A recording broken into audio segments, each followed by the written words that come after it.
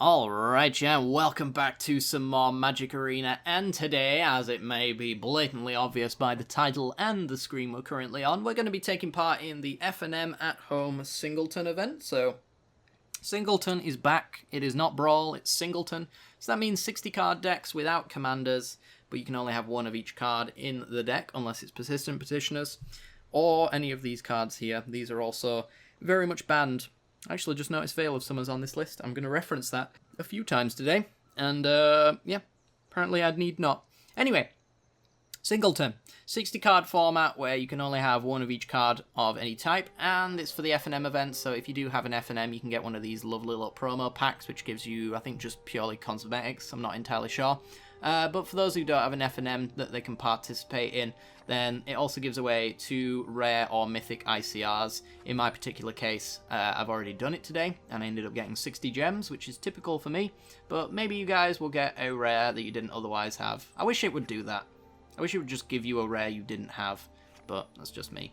So yeah, today we're going to be playing around with this Jeskai deck, which, as you can maybe tell, is going to be using the companion mechanic, which means I get to start the game with 8 cards in my hand, and my opponent gets to start the game with 7, unless they've got their own companion.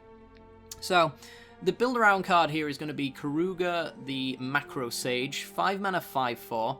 So, the restriction is that we cannot have cards in our deck with converted mana cost 3 or less than 3, sorry. So, we have to start the game on turn 3. Or do we? When Karuga the Macro Sage enters the battlefield, draw a card for each other permanent you control with converted mana cost 3 or greater. So, the Or Do We that I mentioned, we're going to be building a Jeskai gold deck, essentially. It's kind of super frenzy, but it's also like gold cards matter, so we've got like Tome the Guild Pack to draw us cards off of that. I just really want to play with a lot of the Ikoria cards, and there's a lot of Jeskai Wedge matters kind of cards, like Whirlwind of Thought, the new Narset, Inspired Ultimatum, things like that are stuff that I really just wanted to build around today. But as I mentioned, Karuga gives us a restriction that we cannot play 2 and 1 converted mana cost cards. However, we have the opportunity of adventure cards to use in this deck. We also have split cards. And split cards and adventure cards work in a very interesting fashion. I believe these are the only ones in my deck. I'm not entirely sure. Let me just double check. I guess Shark Typhoon also kind of counts, but not really. I guess Expansion kind of counts, but not really. We have these wonderful little cards, which are split. So a split card works by combining the mana costs of both options that you can pay here. So Warrant Warden in this particular case, you can pay the Warrant for 2 mana, which allows us to play on turn 2 to put an attacking or blocking creature on top of its owner's library, really slowing our opponent down. Or we can Warden later on in the game for 5 mana to make a 4/4 Sphinx with flying and vigilance. However, this card technically is 7 mana, which means we can run it in a Karuga deck. So we have some turn 2 plays, but we have a 7 converted mana cost card in our hand. Same thing goes for Response Resurgence. Response allows us to deal 5 damage to an attacking or blocking creature. All of these cards that we have in the early game are very good at swinging the tempo in our favour to make sure that when we finally start playing our good cards on turn 3, we're going to have pretty clear boards to slap down all of our stuff. We've got Brazen Borrower to bounce, Bone Crusher Giant to kill, Shark Typhoon. I'm not really going to count this one necessarily. It's got a cycling on it, so we can cycle it for 2, but we're not really going to be doing that. We're going to be waiting until we can cycle this for a lot more to make the Shark token. And then we also have Expansion as well, so we can turn our opponent's spells against them. So that gives us something to do in the early game. Other than that, though, we're kind of a mid-rangey control deck. So we start the game on turn 3. We've got Banishing Lights, all the Planeswalkers that you might expect. Saheelis and Royal Scions to just tempo and draw what we want. Mana Dorks as well to eventually draw us into our later stuff. Fires of Invention so that we can cast multiple cards on the same turn and not have to worry about colour restrictions per se. And yeah, we're just going to be drawing lots of cards, removing lots of things with like Narsets and Solar Blazes and Absorbs and Ionizes.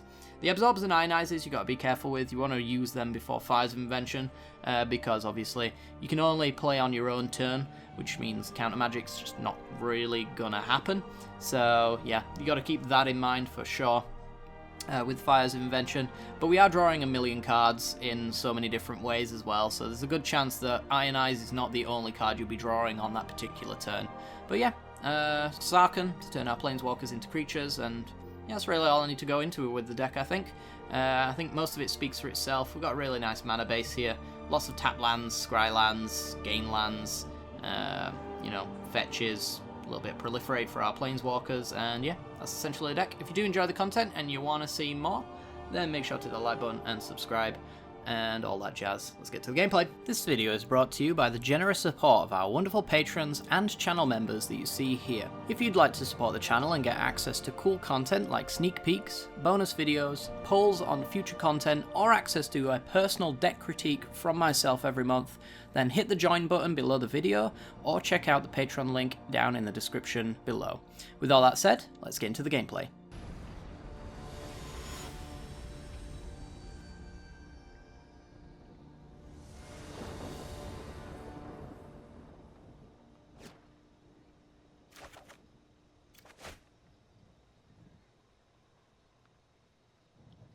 Alrighty then, we're in, and I think we can keep this one. We've got turn 2 Bone Crusher Giant to deal with any early game stuff, which is great for a deck that doesn't have 2 drops. Alright, yeah, we're going to keep this one. So we'll lead off with like Fabled Passage for Island, so we've got perfectly fixed mana, and hopefully just don't draw extra lands because we've got plenty of 3 drops as it is. So these should actually fix our mana along the way. I don't really want to naturally draw stuff, I want to have action and options. So, opponent goes Mountain Pass. So I do have this Temple of Epiphany, but if I play that temple, it means I can't Bone Crusher Giant my opponent next turn. And I think I might want to do that in order to keep Royal Scions or Teferi around, so... opponent actually not interested in doing anything there. Okay. Well, I think we're just going to go with Royal Scions then, and start ticking that up. Nice high loyalty there should mean that we can answer our opponent no matter what here. Let's get rid of Eugene, I guess. I kind of like everything else, but that one's just kind of not immediately castable right now. I'd really rather fill the board up with permanents for Karuga, perhaps. Alright, so there's Legion Warboss. Makes me feel good about not going to Fairy Bounce last turn. Get away from me. So, question is, do we go Stomp, Legion Warboss, draw, discard? I think that's okay. So let's Temple, see what we're going to draw. Neutralize. Don't really care about against a mono red deck. Let's Stomp, Warboss. And then we'll do some more drawing and discarding. Deafening Clarion's going to be very good. Alright, so we're going to get rid of Expansion Explosion. I see Shark Typhoon as being a better, more sustainable win con against a deck like this. If we can get it down, we can just make loads of sharks that our opponent can't really kill. Or should struggle to interact with anyway. Mizium Tank. And yep, they've had enough. Okay, easy matchup. I think we had a really nice hand there anyway, so opponent not really going to win. Let's go for the next game.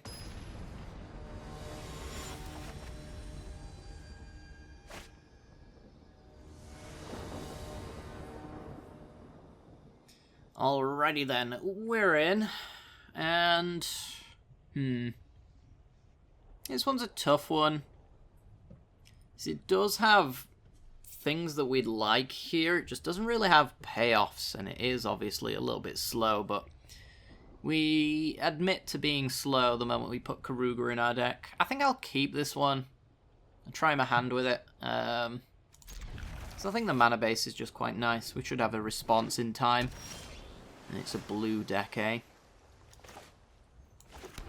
Alright, so Evolving Wilds, pass the turn. I think I need to go get white, which allows me to response. Oh, we're just playing Petitioners. Okay, so Shatter the Sky will win me the game then. Alright, Plains, go. Yeah, just Temple. Shark Typhoon. That's not immediately castable, and we're not going to need it. So if our opponent wants to mill that over with Petitioners, I'm totally fine with that. It's going to hit me for one. Combat damage is going to be their attempt to win this game. This might be counter magic. What do I care about being countered? I guess I'll just do Saheeli. I don't see Saheeli winning me this game necessarily. I think this Shatter the Sky is what's going to win it. So, Mystical Dispute. Yep. Okay. Totally fine. So now we can go Swiftwater Cliffs Crystal. Jace. Alright. So they're mill, but they're running Petitioners in their empty slots? Or are we all in on the Petitioners with little bits of tech here and there? Honestly, do not know. Well, Cliffs. And we'll go Lantern since the Crystal is a Cycler. Do you have more Petitioners? Mythos and Absorb. Okay. More Petitioners.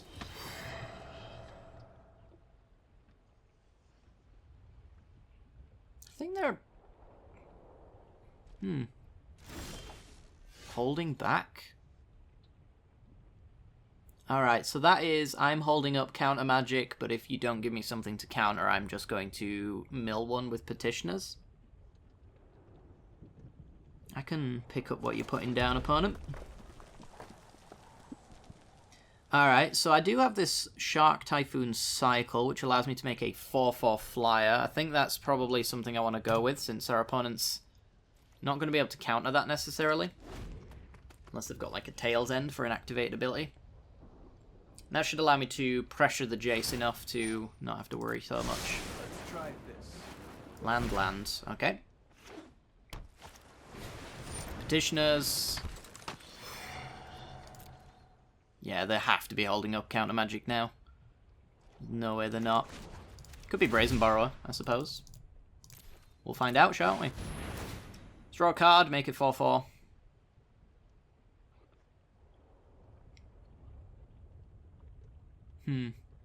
It's such a weird matchup where Petitioners is actually creating a situation where I have to think about what I'm doing, and apparently so does my opponent. They're thinking. So I've got this Jace locked in. Bad looks of things. I might just run Sarkhan into a counterspell. They've got to run out eventually, I would assume. Tome, okay.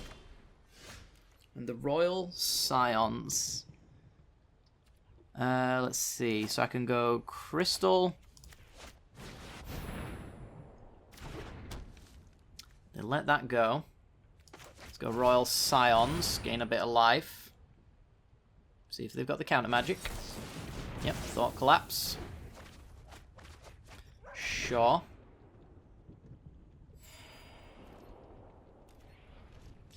And yeah, just gotta kind of send it at Jace here. What a weird position to be in. 36 cards.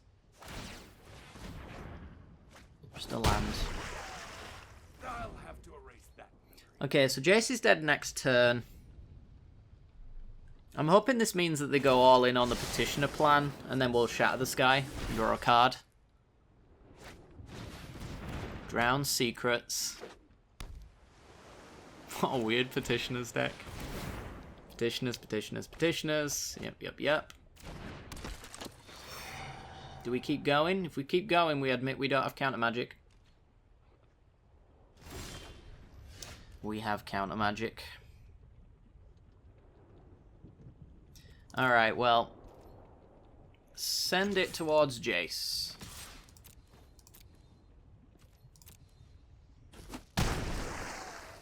We can then Narset with Beacon, please. White, red, whatever. This allows me to bait out a counterspell, and if it doesn't bait out a counterspell, it means they don't have one, and we go Shatter the Sky. Whether friend or foe, state your intent. Fascinating. Enlightenment begins within. Shatter the Sky? Or was I double baited here? Were you just holding off and Narset seemed not powerful enough for you? Or do I win now? Got 30 cards left, but I do have Sarkhan and Narset around. Double combat steps with Resurgence. Okay, so they didn't have counter spells. We've got 17 cards left. Petitioner's doing its thing. It is going to be a really close one. And surprisingly, an interesting one at that. 12 cards and Ionize, okay. So let's tick up with Narset for red. Exhale. Play... Oop, no, I'm holding the wrong card. That's why it doesn't make sense. Play Sarkhan with Counter Magic open. Feel the heat of my flames. And then let's send Narset, I think. The skies.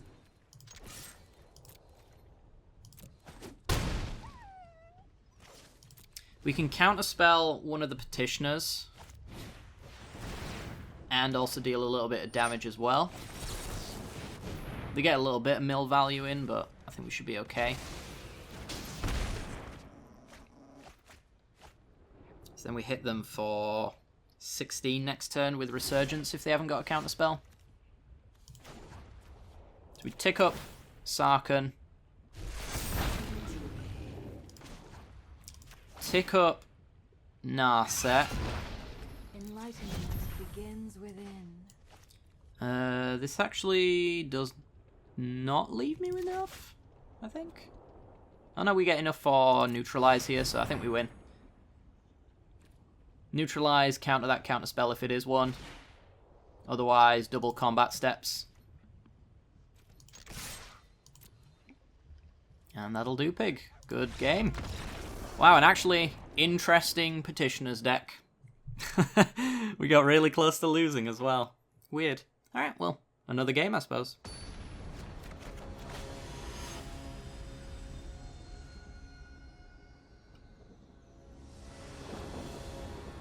Alrighty then, we're in, and I think we can keep this hand. We got a turn 3 board wipe for any early game aggression we might see from our opponent into eventually Fire's Invention, and we could just get to drop down loads of Planeswalkers, draw lots of cards with Karuga, and yeah, I think we're just going to win this game, especially with nice, lovely fixed mana, like Tranquil Cove, Sacred Foundry, into an untapped land for turn 3 play.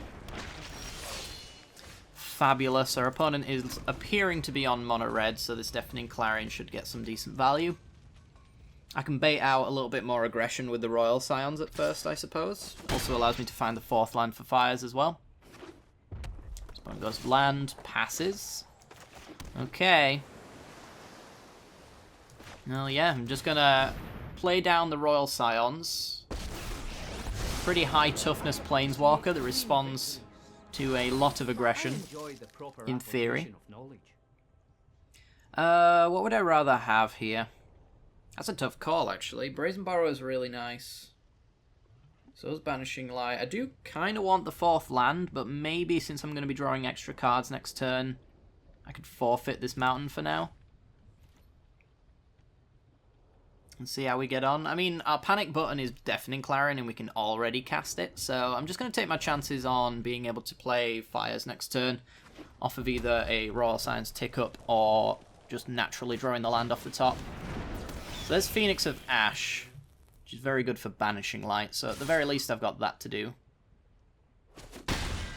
Because this thing has an escape value, which we don't really care for. Let's tick up with Royal Scions. Plan is crystallizing. More board wipes. Alright, that's probably get rid of Brazen Borrower time. Let's just Banishing Light the Phoenix of Ash. Pass the turn. This ults at 8. So it does require a little bit of attention, but I don't expect it to be ulting anytime soon. Your opponent's all in on the face. Power to you, red player. You don't know any different. Only Smork. Only face. There's Anax. That kind of sucks. That would have been better to Clarion, I suppose. Alright, well, we're going to tick up with Royal Scions and look for that 4th land. We found it. Quest of mystery. From there, I think we don't need the 3rd board wipe. So we'll go down time wipe, play Fires of Invention, and then we will Clarion our opponent.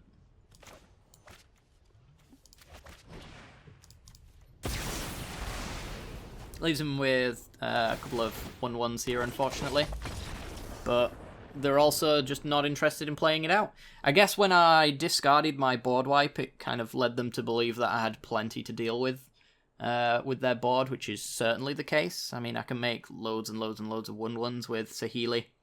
If they don't attack my face, then they can keep my Royal Scions from ulting, which also allows me to draw lots of cards. I'm just going to be able to play too much stuff, I think, for our opponent to deal with. Mono Red's really popular today, isn't it? And we just keep wrecking it. So, I'm pretty happy with that.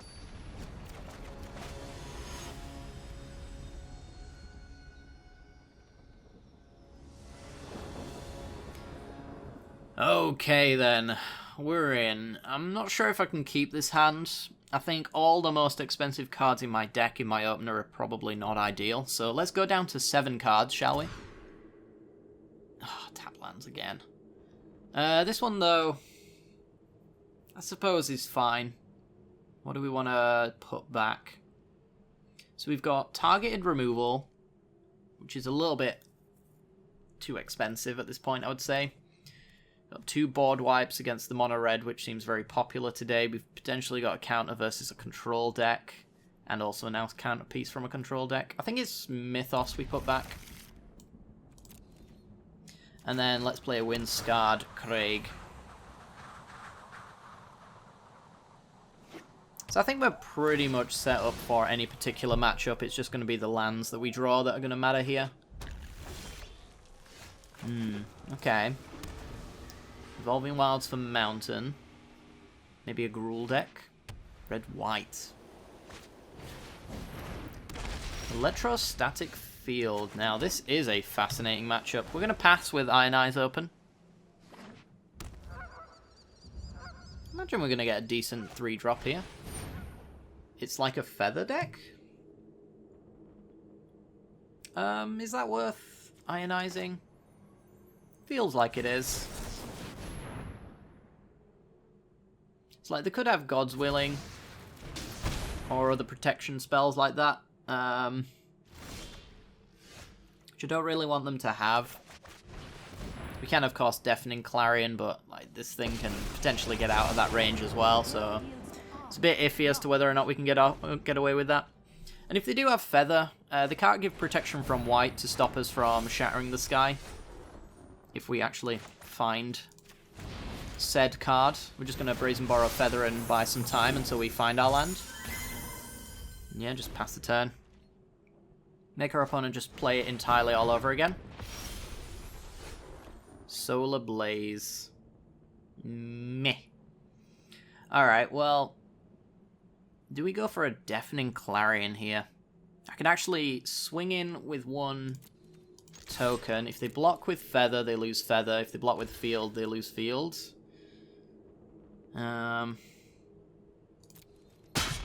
Is it worth doing that? I don't think so at 21. I think I'll just flash in Brazen Borrower and see what we can do.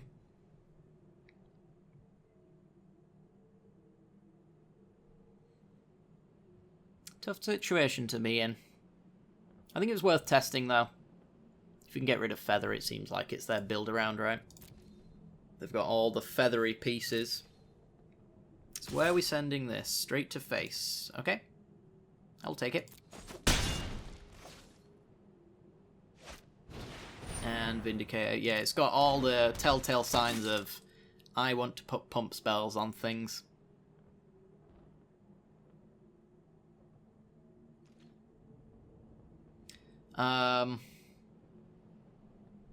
So I think that's probably where we Deafening Clarion or Shatter the Sky if we draw the land. Well, we got Temple, so I'm going to look for a white source. It is an a light source, unfortunately. We do have Solar Blaze, but it don't take care of the field or the Vindicator, so I'm going to bottom that. And I guess I'm just going to Clarion. Again, we'll see how they want to block here. If they block with field, they lose field. Good stuff. Unless they've got God's Willing. 3 damage.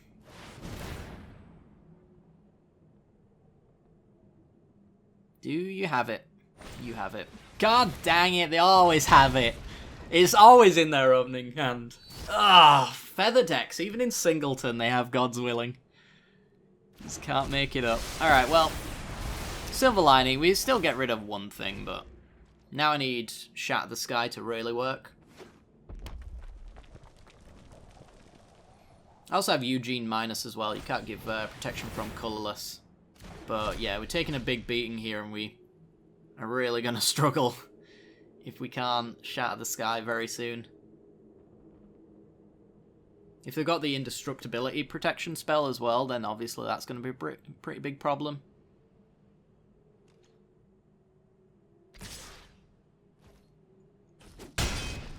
So we're taking 11, down to 6. They always have God's Willing. And we have nothing. Okay. Yeah. Is what it is, I suppose. There's just nothing we can do. Like, we Solar Blaze and they give protection from white to Vindicator, and we just die on the next turn to Stoneblade, so bit of a colour screw there, unfortunately. Next game.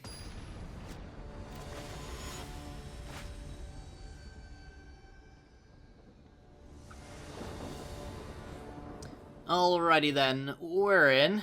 And I don't hate this hand. It's got Temple of Enlightenment to hopefully find us our double blue for Narset. Whirlwind of Thought is going to draw us through to 1,000,000 cards. And then Mythos of Aluna could become a copy of our opponent's big spell later down the line. This is all going to rely on getting that double blue though. But being on the draw with a Scry, I'm going to take the risk. So, opponent, what are you leading with? Is it more mono red or red related cards? Red splashing other colours. Singleton used to be so interesting, and then it just suddenly turned into mono red today. I don't know why. Really do not know why. I guess people just want to... It's probably the curse of the free event. People just want to get it over and done with as soon as possible. Like, you get 2 rare ICRs, so if you don't care about Singleton, then obviously you're just going to like net deck a mono red list and just see what happens. Sucks, but you know, some people just don't enjoy Singleton the way that others do, I guess. I enjoy I get to play cards that would not playable in Standard. That's my my Singleton and other casual events main draw. But apparently people want to play mono red in Standard, and they want to play mono red in the casual events as well. Whatever. Looks like our opponent isn't here, so we're definitely going to win. Oh, nope, they've arrived. Mono red. Oh, God. Right, so Temple. There's an Evolving Wilds. I guess I'll take that. It's blue source, I suppose. This isn't the mono red defending kind of hand, though. Let's play E-Wilds, pass the turn. Just everyone's mono red. Legion Warboss. Maybe this is Goblins. I doubt it. But one can dream, right? One can hope that our opponent's doing something a little bit interesting. Where are my board wipes? Got plenty of them. Just need to find them. Alright. So we could play a Narset here. Suppose we should, since I played the mountain and not the plains. Go digging for a board wipe, which has to be like... Deafening Clarion. That'll do. That'll do. Alright, so Narset's dead, presumably. But so is their board state. I don't think we've got time for a greedy play of Whirlwind of Thought first. Ah, oh, come on! Alright, well their board state shall remain.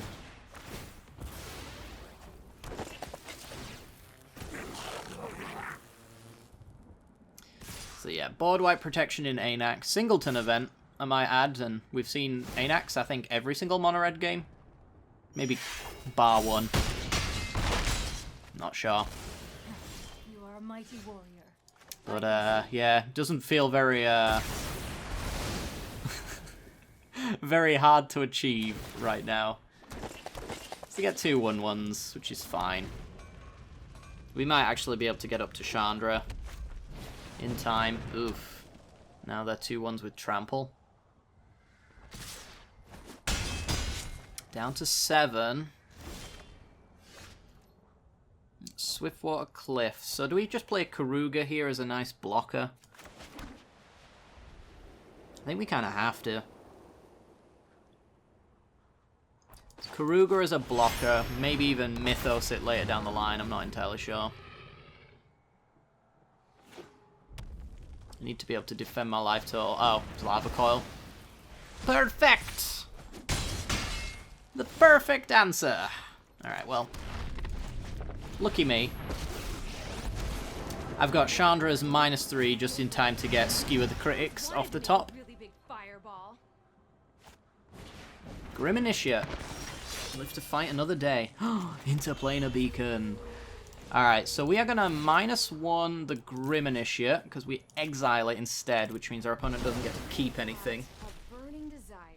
I actually think that we hold up and absorb here.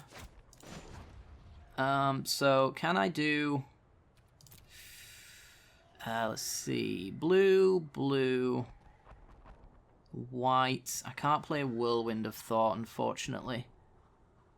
And hold up and absorb. Do I just hold up and absorb? I could just die off of a really horrible top deck, so I think I have to. I think the 3 life we gain off this is going to be really huge. As long as they don't have Chandra Awakened Inferno. Then we shouldn't have any problems. Slaying Fire. I made the right call.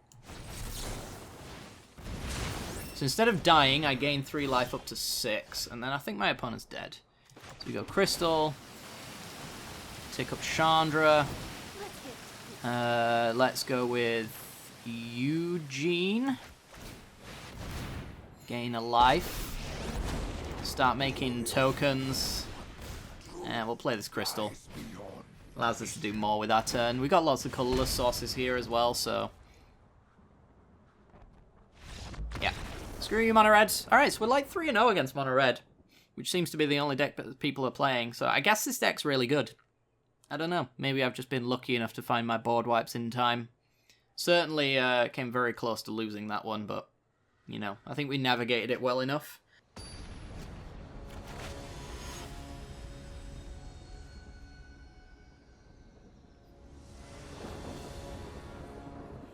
Alright, we're in. We do not have good mana for a hand like this, so we're going to take the mull. This hand has Fabled Passage for blue. So we can play Royal Scions and Spark Doubles. I think we can keep this one. Let's get rid of Narset. That's a tough one, actually. What do we get rid of here? Yeah, I think it's Narset. I'm going to use Mythos as kind of a protection spell. Copy whatever permanent our opponent might put in our way. And yeah, let's just do Fabled Passage for an island here. Plan on using Temple next turn. Into Shock Sacred Foundry for Royal Scions, perhaps. Green. Is it mono green? Is it green-red? Looks like it might be green-red. Alright, well, Temple of Triumph. Put the card we can't cast to the bottom. It's mono green. Okay. ECD. So I'm going to get down Royal Scions to absorb a little bit of damage here.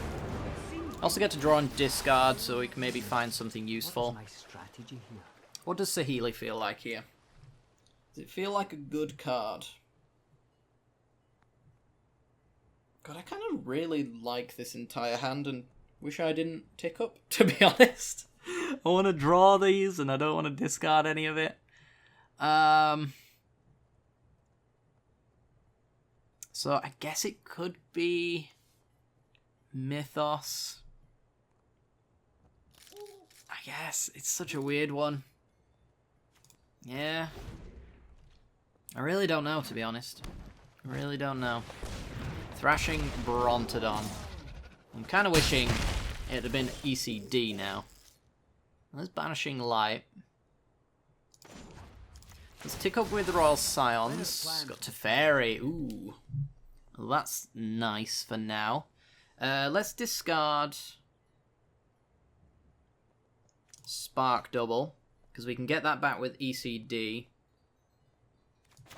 I think I'm going to bounce Thrashing Brontodon with Teferi and play a tap land. We're going to wait though, just in case we get a Scry land or a always comes into play tapped land. Got an island. Okay. So they got land. Do they play Brontodon with mana open to activate it? We will meet again. Goodbye, Teferi. You did your job. Why did they pass?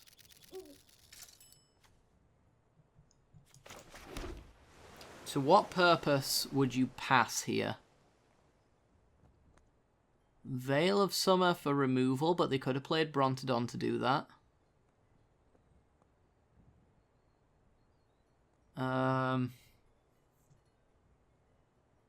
What is it?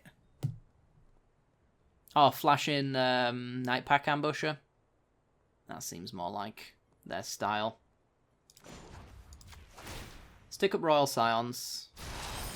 Let me synthesize the facts. It's been the island. Yeah, I think it's flashing Nightpack Ambusher here. Which doesn't really give me good options. I could Karuga to draw a card, and then I've got a 5/4 that can block. I guess that's okay.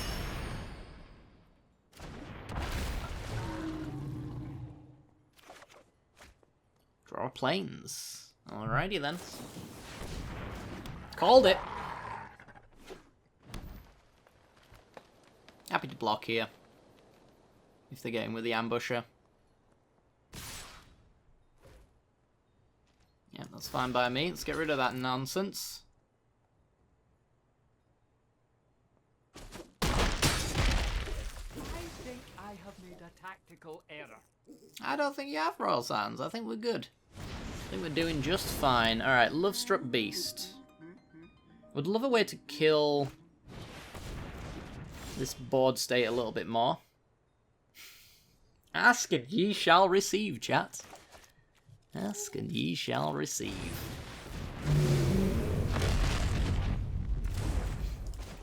Tick up.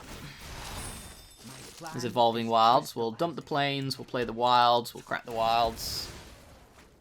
At this point, I don't think it really matters what we pick. Don't have triple white in here. Do have triple red on the Inspired Ultimatum, so we'll grab that. Questing Beasts. Alright. So, Royal Scions goes to 1. Dream Trawler's a really good pickup, but I don't think we can use it just yet. I think we have to go Banishing Light on Questing Beast. And we have to hold this Neutralize. What is my strategy here? Oh, Narset, you're so good. Let's dump Saheeli.